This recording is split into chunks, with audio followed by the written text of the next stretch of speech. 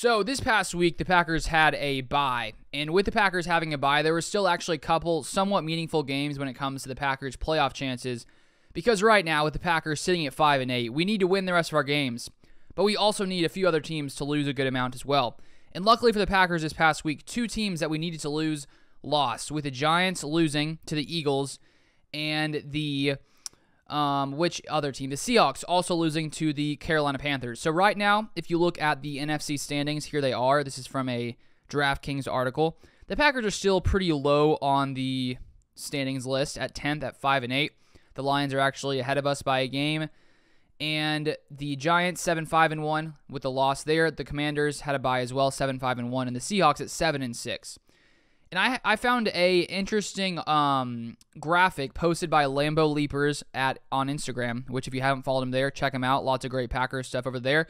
And so I want to throw up this graphic that he made, and I'll link his Instagram down below as well, because I feel like this gives a pretty good idea of what the Packers need to have happen, because it's a little confusing, to be completely honest.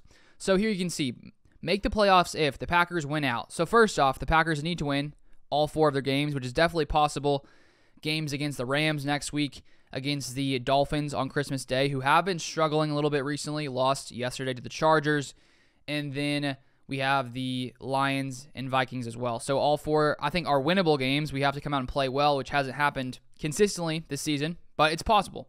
Then, next we need 2 of these scenarios to happen. So the Giants lose 3 of the 4 games, or the Commanders lose 3 of the 4 games. They do play each other next week, so one of those teams will win that game, which will mean they could win 3, or would need to lose 3 final games. So they don't both need to lose 3 or 4 games. Just one of them needs to. It would obviously be nice if both of them did, because if we win, we could jump both of them.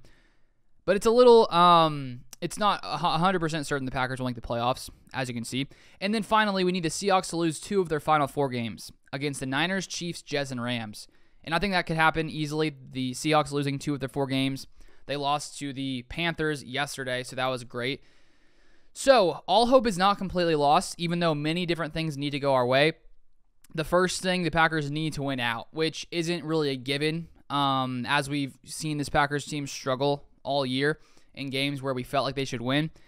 And so there are some good teams we'll be facing. The Dolphins, even though they've struggled the past couple weeks, are a very talented team. They have so many weapons on offense, Tyreek Hill, Jalen Waddle. The Vikings, even though they at times have struggled, they're still 10-3.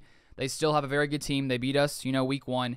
And then the Lions, who recently have really just started caught on fire. They're just playing hard, playing physical, and beating up on teams, putting up tons of points.